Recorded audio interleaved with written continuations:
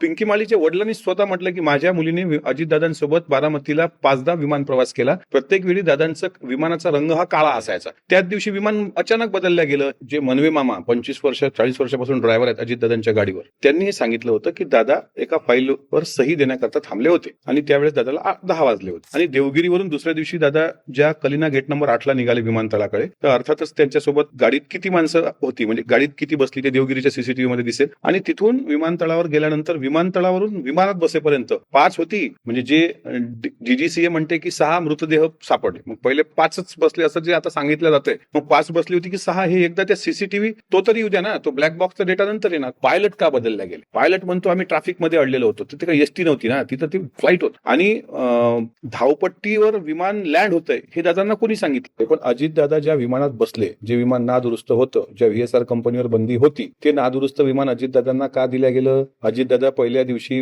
By road जाणार होते पुण्याला, तर त्यांना जाऊ नका असं कोणी सांगितलं? फक्त अजितदादा ज्या विमानात प्रवास करत होते ते विमान वगळता इतर विमानाचं ऑडिट त्यांनी सुरू केलेलं आहे. बऱ्याच गोष्टीत मी पण पहिल्या दिवसापासून जे प्रश्न उपस्थित केले त्यात आणि त्यात बऱ्यापैकी साम्य आहे. मीच नाही, माझ्या पक्षाकडून आमचे ज्येष्ठ नेते छगन भुजबळ साहेबांनी तोच एक शंका तीच उपस्थित काही दिवसांपूर्वी केली होती. अनेक लोकांना शंका आहेत. पक्षाच्या रुपालीताई ठोंबरे असतील किंवा सगळ्यांनी ह्या गोष्टी संदर्भात आवाज उठवला. आमचं म्हणणं असं आहे की DGCAच्या विमानाच्या चौकशीच्या संदर्भात, म्हणजे आज ते स्वतंत्रपणे बारामती एअरपोर्टवर गेले, पण अजितदादा ज्या विमानात बसले, जे विमान नादुरुस्त होतं, ज्या VSR कंपनीवर बंदी होती, ते नादुरुस्त विमान अजितदादांना का दिलं गेलं? अजितदादा पहिल्या दिवशी बाय रोड जाणार होते पुण्याला, तर त्यांना जाऊ नका असं कोणी सांगितलं? हे जे काही त्यांनी प्रश्न उपस्थित केले हे खरोखर शंका घेण्यासारखे आहेत. अजितदादा जर त्या दिवशी पुणे मुक्कामी गेले असते तर कदाचित 28 जानेवारीची काळी पहाट किंवा काळा दिवस हा महाराष्ट्राला पाहण्याचं दुर्दैव आलं नसतं. पण आता असं आहे की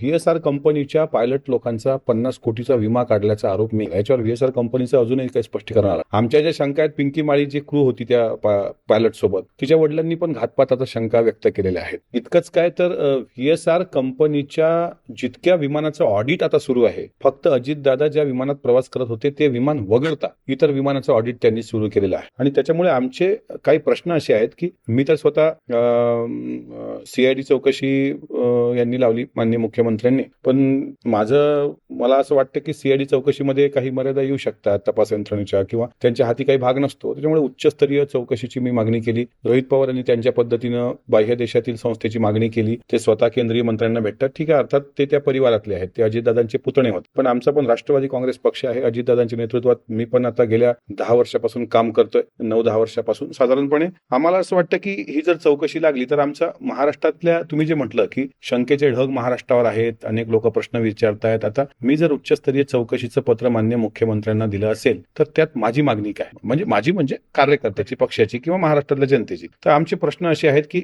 याच्यामधून हवामान, तांत्रिक बिघाड किंवा मानवाची चूक, नेमकं कारण काय? पायलट का बदलल्या गेले? पायलट म्हणतो आम्ही ट्रॅफिक मध्ये अडलेलो होतो. तिथे काही एसटी नव्हती ना, तिथं ती फ्लाईट होती. आणि धावपट्टीवर विमान लँड होतंय हे दादांना कोणी सांगितलं? धावपट्टी जर त्याची क्षमता 1200ची असेल, व्हिजिबिलिटी त्याची ज्या पद्धतीने सांगितली गेली, दादा डन केल्याशिवाय विमानात बसत नव्हते. त्याच्यामुळे ही मानवी चूक होती का? ब्लॅक बॉक्स, तांत्रिक अहवाल याची सार्वजनिक चौकशी कधी पूर्ण होणार? कारण ब्लॅक बॉक्सचा डेटा अजून मिळाला नाही. एअर ट्रॅफिक कंट्रोल म्हणजे ATC अर्थात संवादाची संपूर्ण नोंद ही त्या माध्यमातून जाहीर झाली पाहिजे. विमानाची मेंटेनन्स हिस्ट्री व पायलटची फ्लाईट लॉग माहिती ही पण मिळालेली पाहिजे. सुरक्षा प्रोटोकॉलमध्ये काही त्रुट्या होत्या का? आणि घटनास्थळाचा पंचनामा व फॉरेन्सिक तपासाची मार्गदर्शक, ह्या सगळ्या गोष्टी. आणि मी अशी मागणी केलेली आहे की न्यायालयीन देखरेखीखाली स्वतंत्र चौकशी करा. त्या माध्यमातून एक तज्ज्ञ समिती नेमा, ज्याच्यामध्ये एव्हिएशन, फॉरेन्सिक आणि सुरक्षा ह्या गोष्टी इन्व्हॉल्व्ह झाल्या पाहिजे. आणि सर्व अहवाल वेळेत सार्वजनिक करणं महत्वाचं आहे. आणि ती माहिती कुटुंबाला त्यांच्या आणि महाराष्ट्राच्या 12.5-13 कोटी जनतेला मिळाली पाहिजे. दादांच्या घातपात आहे की अपघात आहे ह्या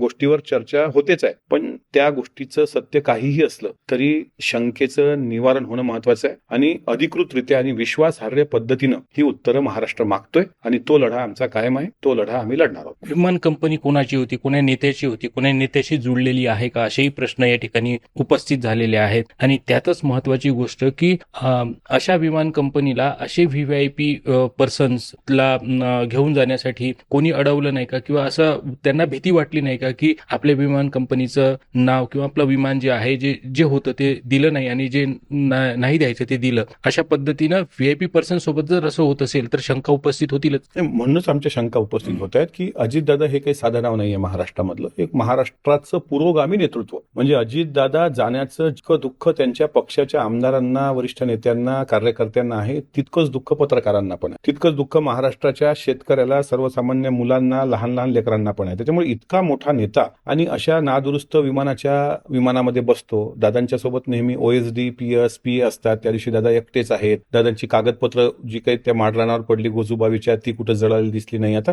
VSR कंपनीवर इतक्या मोठ्या प्रमाणात आमदार रोहित पवारांनी आरोप केले. ती कोणाची कंपनी आहे, कोण काय आहे, त्याच्यात त्या बुळात तळात मला जायचं नाही, कारण माझा तेवढा अभ्यास नाहीये, टेक्निकल अभ्यास नाहीये. मला एवढं कळतं की ते VSR कंपनीवर बंदी होती, 3 वर्षापासून बॅन होता. जो पायलट आहे कपूर नावाचा, त्याचा सुद्धा इतिहास जो होता तो व्यसनाधीनतेचा होता. त्याच्यावर पण 2-3दा कारवाया झाल्या. आणि मेन पायलट जो त्या दिवशी येणार होता, रोहित सिंग, आपला सिंग नावाचा, तो तिथे आला नाही, तो ट्रॅफिकमध्ये अडला. तर हे जे शंकेचं काहूर आहे. म्हणून अशा मोठ्या व्यक्तीला अशा नादुरुस्त विमानात सकाळी कोणी बसायला लावलं? दादा काही इतके दूध खुळे होई नव्हते हो. अहो, अलीकडच्या काळात जर दादांनी प्लास्टिकच्या बाटल्या सोडून काचाच्या बाटल्या जर पाण्यासाठी परचेस केल्या असतील तर याच्या मागे काही ना काही कारण असेल. त्यांना कुठेतरी काही ना काही जाणवत असेल. 8-10 महिन्यापासून त्यांच्या मनात काहीतरी शंकेचं काहूर होतच. बरेचदा त्यांच्या चेहऱ्यावरून ते स्पष्ट जाणवत होतं. पण आम्ही सामान्य कार्यकर्ते, आम्ही काय प्रश्न विचारण्याची आम्ही हिंमत करू शकत नव्हतो. त्यामुळे मला असं वाटतं की ही कंपनी, या कंपनीने अजूनही ती जबाबदारी स्वीकारलेली नाही. हे मुजोर आणि माजुरडी कंपनी आहे. कुठलाही त्यांच्या पायलटवर, त्या विमान कंपनीच्या मालकावर अद्यापही गुन्हा दाखल झाला. त्याच्यावर गुन्हे दाखल करा ना. त्या लोकांना चौकशीला ताब्यात घ्या. आणि नेमकं का पायलट का बदलला? पिंकी माळीच्या वडिलांनी स्वतः म्हटलं की माझ्या मुलीने अजितदादांसोबत बारामतीला 5दा विमान प्रवास केला. प्रत्येक वेळी दादांचं विमानाचा रंग हा काळा असायचा. त्याच दिवशी विमान अचानक बदलल्या गेलं. हे क्रू पायलटच्या वडिलांचं स्टेटमेंट आहे. त्याच्यामुळे ही अमोल मिटकरी एकटा वेडा असेल हो, पण अख्खा महाराष्ट्र वेडा नाहीये. त्याच्यामुळे अजितदादांसारख्या मोठ्या नेत्याकरता अचानक हे विमान कसं आलं आणि दादांना कुणी सांगितलं की दादा टेक ऑफ घ्यायला अडचण नाही, तिथं आपल्याला बसता येतं. आणि तिथून ते विजयदुर्गला जाणार होतं. त्यात इतकं फ्युएल होतं, इंधन इतकं स्टॉक भरला होता. आणि काय तर एका शिफ्टमध्ये 2दा लँड करायचं आणि आपलं पैसे वाचवायचे. म्हणजे अजितदादा काय तुम्हाला गल्लीबोळातला नेता वाटला का? अजितदादा हे इतकं मोठं नाव, महाराष्ट्रातलं इतकं मोठं नाव होतं अलीकडच्या काळामध्ये. आणि कदाचित महाराष्ट्राचे पुढचे मुख्यमंत्री अजितदादा अशी त्यांची एक वकूब होता. त्या दादाच्या संदर्भात इतकी ढिलाई झाली त्या VSR कंपनीकडून आणि त्या VSR वर अजून कुठलीही कारवाई नाही. मला असं वाटतं की ह्याकरता बाह्य तपास यंत्रणा महत्वाच्या आहेतच आणि ह्याकरता उच्चस्तरीय चौकशी झालीच पाहिजे. असं संपूर्ण हे जिसको कहते की बादल जो मंडरा रहे है, शक के बादल, तर ह्याच्यामध्ये काही षडयंत्र असं वाटतं? 100% याच्यामध्ये षडयंत्र, घातपात असल्याचा याच्या मागे काहीतरी मोठं षडयंत्र. हे काही साधं सोपं वरवर जेवढं पाहत काय आहे साबळे साहेब, जर ही गोष्ट आपण इग्नोर केली की आता झाले 13 दिवस झाला असेल, अनेक विमानं उडतात पडतात. विजय रुपानी, रुपानी साहेब, गुजरातचे माजी मुख्यमंत्री, त्यांचं विमान दुर्घटनेचा अपघात झाला त्या दिवशी दादा आपल्या अकोल्यात होते, इथेच होते. तुम्हीच त्यांचा इंटरव्ह्यू घेतला होता, त्यांनी शोक व्यक्त केला होता आणि तात्काळ ते इथून खामगावला गेले होते. मला असं सांगा की इतक्या मोठ्या घटना ह्या इतक्या सहजासहजी होत नाहीत. त्याच्यामुळे हे वरवर पाहता इतकं साधं प्रकरण नाही. जर ते प्रकरण मागं पडलं तर इतका मोठा नेता काळाच्या पडद्याआड जाईल. का मृत्यू झाला, कसा झाला, घातपात आहे की अपघाती मृत्यू आहे, हे कोडं याचा शोध तर घेतला पाहिजे. महाराष्ट्र पेटून उठला पाहिजे या गोष्टी करता. रोहित पवारांनी म्हटलंय की दादा गाडीनी चालले होते आणि तुमचे NCPचे नेते आहेत प्रमोद हिंदूराव यांनी सुद्धा स्पष्ट उल्लेख केलेला आहे की त्या ठिकाणी दादांनी गाडीमध्ये संध्याकाळी 27 तारखेला बॅगा भरल्या होत्या. पण ऐनवेळी प्रफुल्ल पटेलांचा फोन आला, मला एका फाईलवर सही करायची, मी पुढच्या काही दिवस बाहेर जाणार आहे. आणि त्यातच त्या वेळ गेला आणि बॅगा काढायला लावला. उद्या सकाळी प्लेननी जा असं त्यांनी व्यक्त केलेलं आहे. नेमकं याच्या मागं प्रफुल्ल पटेल चं नाव त्यांनी घेतलेलं आहे. नाही, मी त्या खोलात जाऊ इच्छित नाही, मला त्यात जायचं पण नाही. पण मला एक गोष्ट सांगायची की प्रमोद हिंदूराव हे प्रदेशचे उपाध्यक्ष म्हणजे राष्ट्रवादी काँग्रेस पक्ष अजितदादाच्या नेतृत्वातला. आता त्यांनी त्यांची जे मनवे मामा 25-40 वर्षापासून ड्रायव्हर आहेत अजितदादांच्या गाडीवर, त्यांनी हे सांगितलं होतं की दादा एका फाईलवर सही देण्याकरता थांबले होते आणि त्यावेळेस दादाला 10 वाजले होते आणि दादांनी जवळपास 8 वाजता त्या बॅगा गाडीमध्ये टाकायला सांगितले आणि आपण 2 तासात पुण्याला जाऊ आणि दुसऱ्या दिवशी सकाळी फ्रेश होऊन बारामतीला जाऊ असं ठरलेला कार्यक्रम होता. कारण पहिली सभा जिल्हा परिषद नीरा वागस गणाच्या संदर्भातली दादांची सकाळी 10-10:30 होती. तो कार्यक्रम पण माझ्याकडे आलाय. हे मनवे मामा सांगतात जे त्यांच्या गाडीचे ड्रायव्हर आहेत. आणि तीच शंका प्रमोद हिंदूरावांनी उपस्थित केली. फक्त तिथं फोन कोणाचा आला, त्यांना कोण भेटलं ह्याबद्दल मला तर काही माहिती नाही.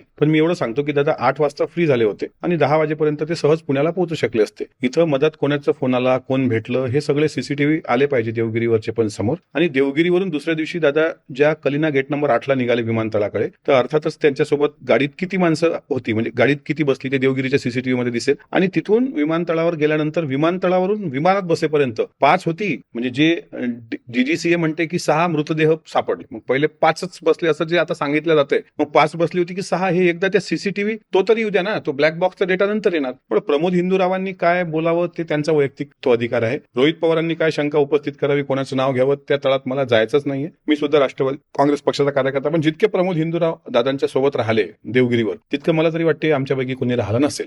एक शेवटचा प्रश्न. हिंदूराव आणि रोहित पवार यांनी एकच नाव घेतलेलं आहे. रोहित पवारांनी पहिले पूर्व विदर्भातले एक मोठे तुमचेच नेते त्यांचं नाव घेतलं आणि हिंदूरावांनी तर स्पष्ट उल्लेख केलेला आहे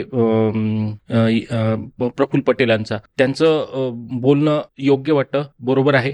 ते त्या दोघांनाच माहित. आता पूर्व विदर्भातले नेते असं रोहित पवारांनी म्हटलं, ते ऐकलं मी, तर हो बरोबर आहे. पण पूर्व विदर्भातले कोणते नेते, कोण्या पक्षाचे नेते? पूर्व विदर्भात शेवटी फक्त राष्ट्रवादी काँग्रेसच पक्ष नाही ना, भाजप पक्ष पण आहे, शिवसेना, सर्वच पक्ष आहे. त्यामुळे कोण्या पक्षाचं हे त्यांनी सांगितलं नाही. नंबर 1. आता ह्यांनी जे नाव घेतलं ते प्रमोद हिंदूरावांनाच तुम्ही विचारलं पाहिजे. मला असं वाटतं की हे राजकीय आरोप प्रत्यारोप केल्यापेक्षा अजितदादांच्या घातपाताची निपक्षपाती चौकशी होण्याकरता राष्ट्रवादी काँग्रेस पक्षाच्या प्रत्येक कार्यकर्त्यानं जीवाचं रान करून सर्व आमदारांनी सुनेत्रा वहिनींच्या नेतृत्वात परत एकदा प्रधानमंत्री नरेंद्र मोदीजींची भेट घेऊन, केंद्रीय अमित शहाची भेट घेऊन याची ताबडतोब इन्व्हेस्टिगेशन संदर्भात, चौकशीच्या संदर्भात आपण हालचाली केल्या पाहिजे. बाकी हिंदूराव साहेबांना माहित, मी काय बोलतो. एक शेवटचा छोटासा प्रश्न आहे. एवढे दिवस झाले विमान अपघातानंतर विमान कंपनीवर अजून गुन्हा दाखल होत नाही. हे सर्व कोणाकडे असतं? केंद्राकडे असतं, उड्डाण मिनिस्ट्रीकडे असतं. नेमकं त्यांनी हे करायला पाहिजे होतं.